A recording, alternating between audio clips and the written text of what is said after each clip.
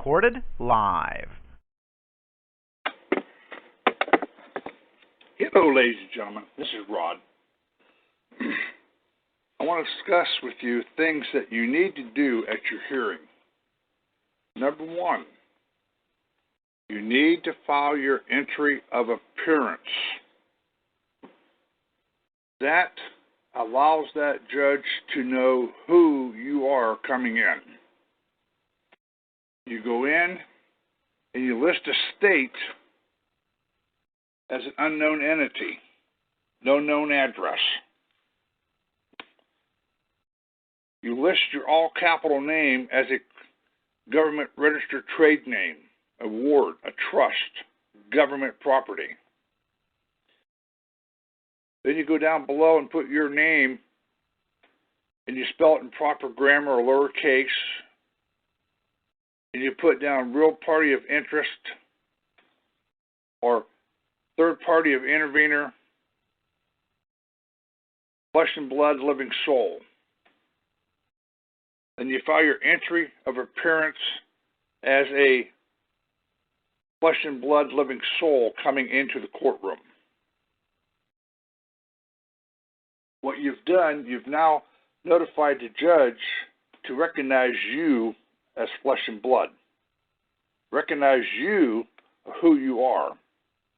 That's been our mistakes in the past. We never filed an enter of appearance. When we filed paperwork in, the judge had no idea who was filing the paperwork because you never sit down and you never notified the judge that you was going to file paperwork in. That's been a very serious mistake on our side of the fence. We're here to correct that. Second thing you need to do is address the court and point over to the prosecutor that the prosecutor is flesh and blood. He lives. He's got blood in his veins. What you're doing is you're now setting this court in the living side and you're taking it out of the trust or the estate or the deceased side of probating you. You're now coming in and you're pointing out that the man across the street from you is flesh and blood. You now want to go back in and address the fact that he's under a contract as a paid employee under compensation and wages and benefit, that he was required to take an oath to hold that job as a flesh and blood man or woman. And that he's required to hold that job under a constitution that he's supposed to protect your rights in that courtroom. Now you just put them under a contractual agreement of being a fiduciary trustee to the state, to the government, that they now have a trustee position for a public trust. The next thing you want to bring up is their education level, how highly educated they are, as they got a law degree. And as they have a law degree, they're required to know every written law in this country. Because you only have a 12th grade education or you don't have a degree in law, therefore they have no excuse for not knowing the law or not understanding the law, as they are so highly educated.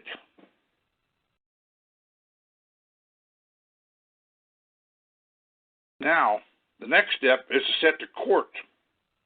And you start talking about Lady Justice.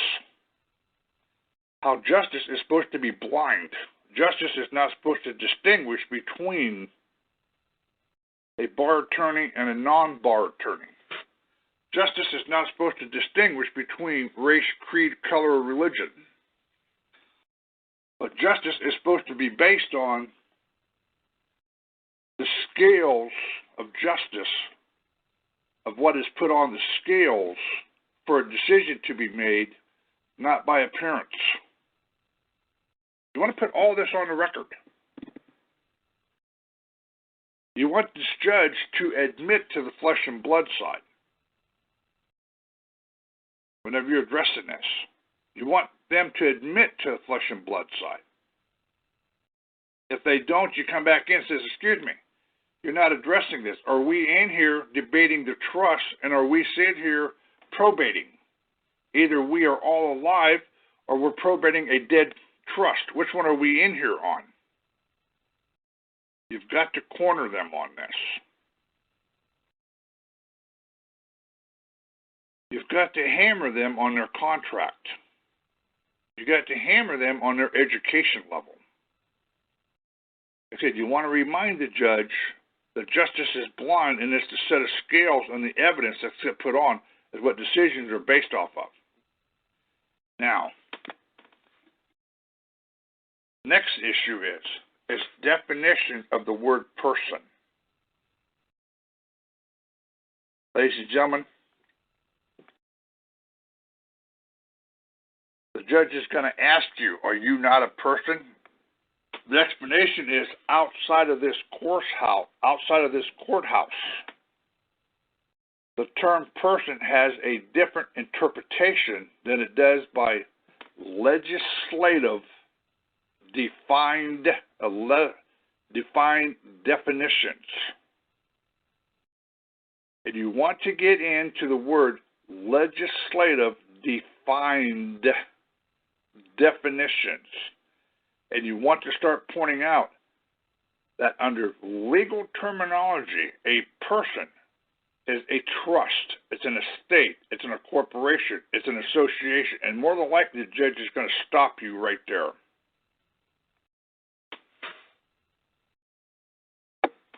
But ladies and gentlemen, we have to challenge the definition on this. We have to sit here and point out that everybody is alive.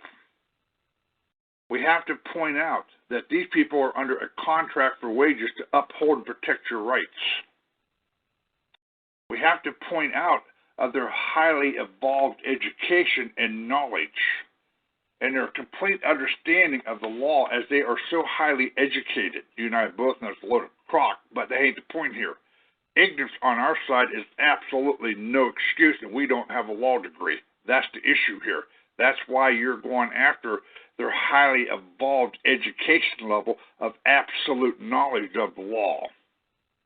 They can't come back in and say, well, Your Honor, excuse me, sir, do you not have a college degree in law?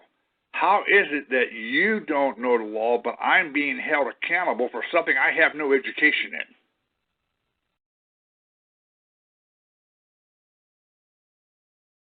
Why is it that you don't know your own terminologies and your own definitions of what words mean? I want you to produce a corpus delicti. I want the state of on the witness stand because they are the claiming party that they were injured, and I don't see any address or any way of contacting them. This one case that we have, it's sheer. Let me pull it up here for you. Because it's very vital on what this thing gets into, and it's in my paperwork. It is in my paperwork. It's Shearer versus Collin. And what this gets into is that an IRS agent was charged for not paying taxes. And he went back in and made the issue on this very topic and on this very thing here of not paying any money. Trying to find out which document it's in.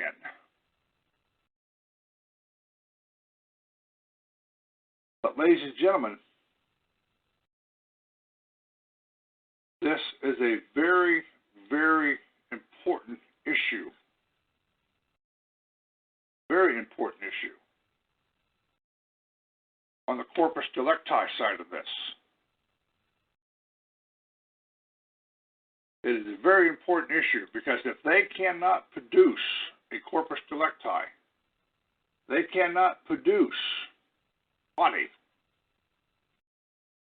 All right, what it is Shearer, S-H-E-R-E-R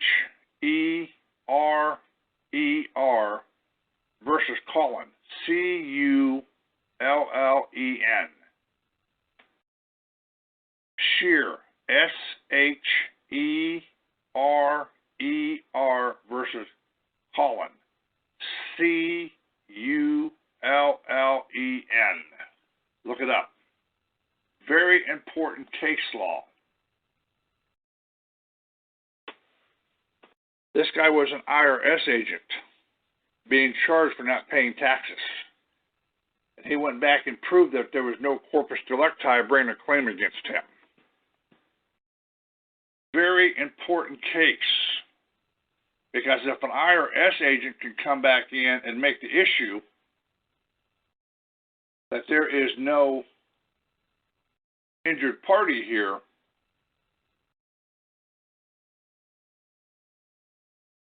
being an IRS agent himself, knowing this,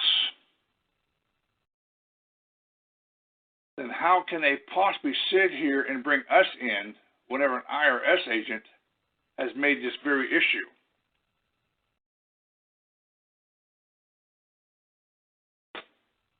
That's what it says here is this. Appellate Shearer was discharged from his position as an Internal Revenue Service field agent following his refusal to furnish records for a personal tax audit.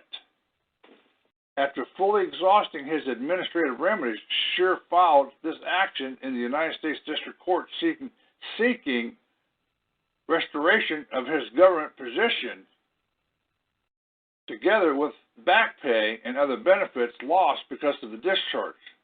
The district court granted the appellee's motion for summary judgment, and his appeal followed. Now, ladies and gentlemen,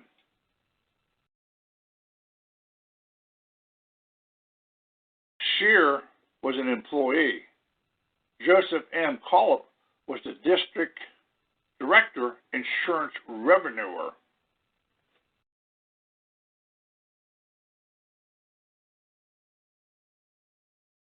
I want you to get into this case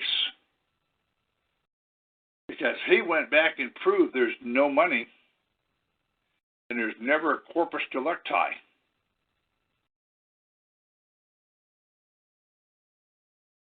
This is a very important case. You really need to understand what's being said here.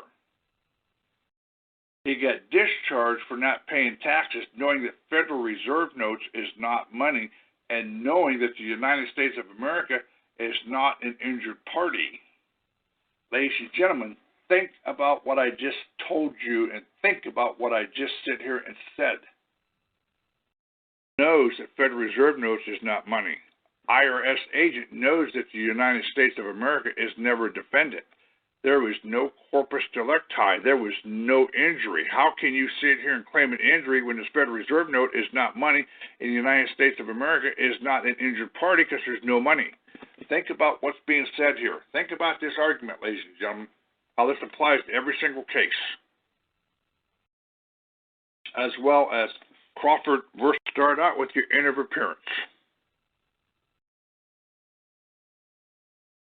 Challenge the living side of the courtroom. Address the fact that everybody are employees under compensation and wages under the Constitution and required to protect your rights and do their job properly. Address the education.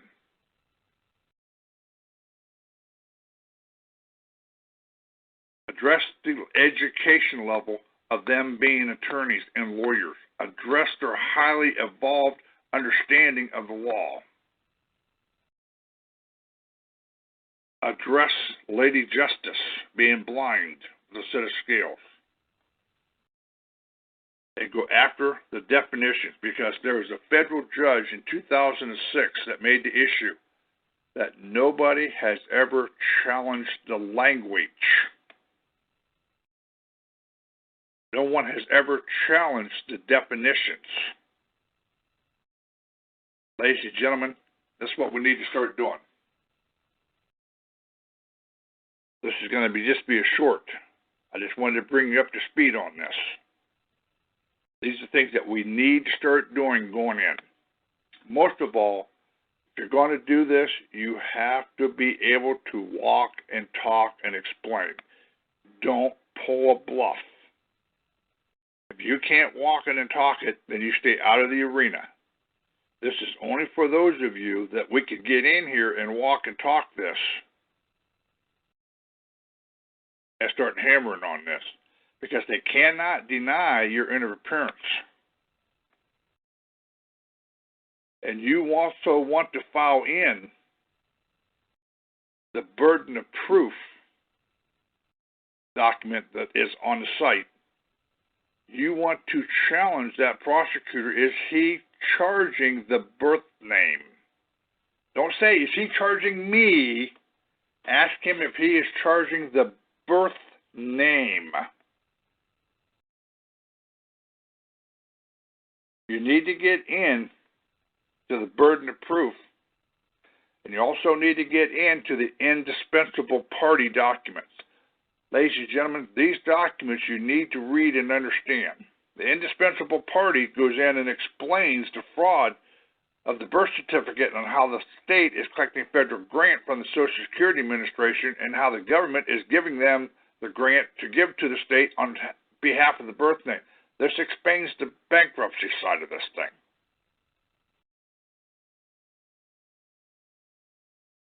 Understand the documents that's going in. Challenge. Place your interference in. Address the living side. Address their contract. Address their higher level of education than yours. Address Lady Justice. Address the terminology. And file in the document for burden of proof and the indispensable parties, because they're going to have to answer them. Thank you. Have a good day.